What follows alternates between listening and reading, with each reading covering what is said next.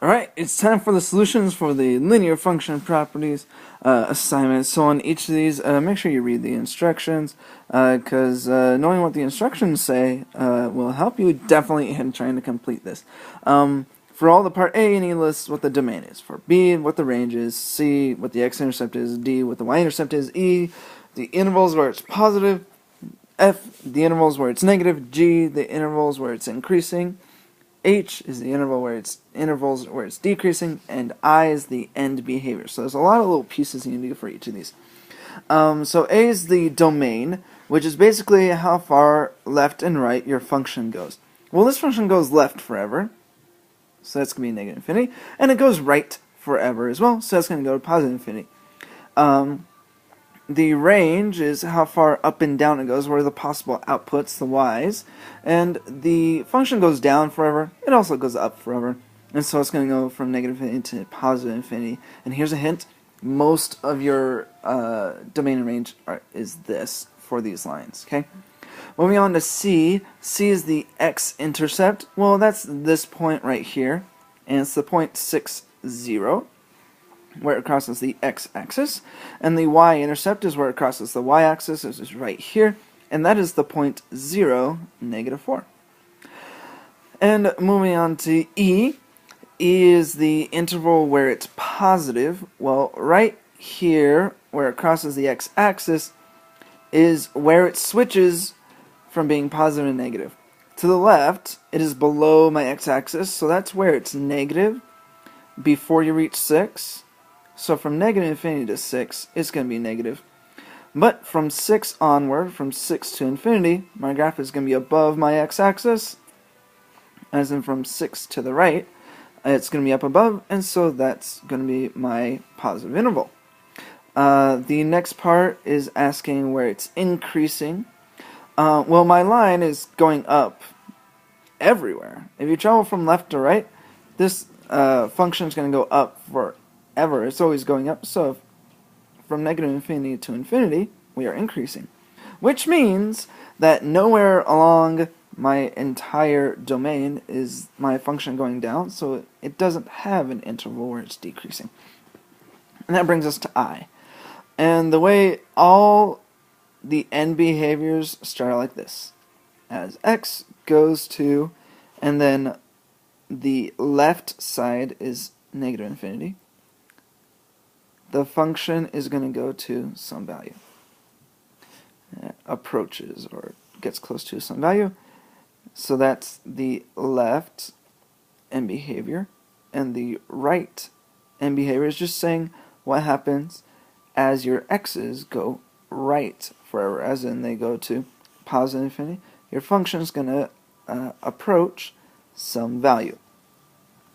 So on this first one, the left end behavior, well, let's go left forever. Where's your function when you go left really far? Well, it's down here. It's down, and it keeps going down forever and ever and ever. And so my function is going to go to negative infinity. The right end behavior is, imagine you travel right forever. As you keep going on and on and on and on and on, what's your function do? Well, it keeps going up and up and up and up and up, and so the function goes to positive infinity. And that's all the properties for number 1. And you'll notice as we go through the rest of these that these properties are very similar for a lot of these. So let's move on to 2. The domain and range. Domain is how far left and right it goes. Well, it goes left and right forever. It doesn't like stop. The arrows mean it keeps going. And so this one's going to be all real numbers. You can use that fancy little symbol there.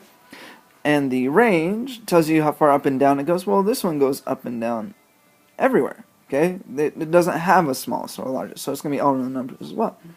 And the next part is our x-intercept. Well, that's just where it crosses the x-axis, right there at negative 4, 0. And the y-intercept is where it crosses the y-axis, right there, and that's the point 0, negative 5. The next part is saying where it's positive. Well, at your x-intercept is where it switches between being positive and negative. If you go to the left side of this, my graph is above the x-axis, so it's positive to the left side of negative 4. And so from negative infinity until you reach negative 4, that's where my function is positive. And everywhere else is where it's negative. That'd be from -4 onward. So, here, if we start at -4 and you travel right, my function is down below my x-axis. So that's where it's positive and negative. This one, or for g, we're trying to figure out where is it increasing, as in where is it going up. Well, if you look at this whole line, it's never going up, and so it doesn't have that interval. But if you go to the next one, where is it decreasing? Well, it's decreasing for all of the domain. As you travel left to right, it's always going down. So my interval is from -infinity to infinity. And that brings us to this last one. Again, all your n behaviors start out like this.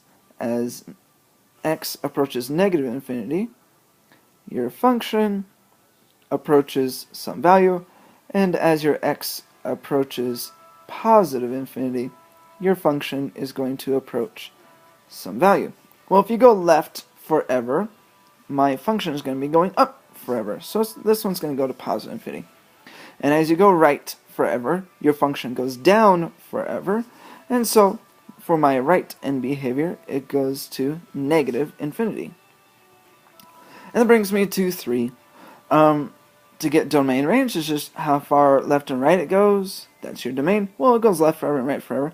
So my domain ranges from -infinity to infinity. And my range is how far up and how far down it goes. Well, it goes up and down forever. So from -infinity to infinity is my function, is my range. The next part is the x-intercept. That's all the way over here. And that's the point 8, 0. And the y-intercept is where it crosses the y-axis, which is just the point 0, 1, right there. And the next one is the interval where it's positive. Well, right here is where it switches from being positive to negative. To the left, it's positive, meaning above the x-axis. So when you go that way, it's positive. Well, it goes all the way to -infinity. And that interval goes all the way until you reach 8. So remember, even though if you start here and you go left, that describes where it's positive, when you list your interval, always make sure it's from left to right. So we start over at -infinity and we travel right forever and ever and for a really long time, and we finally reach 8. And that's where it stops being positive. Okay?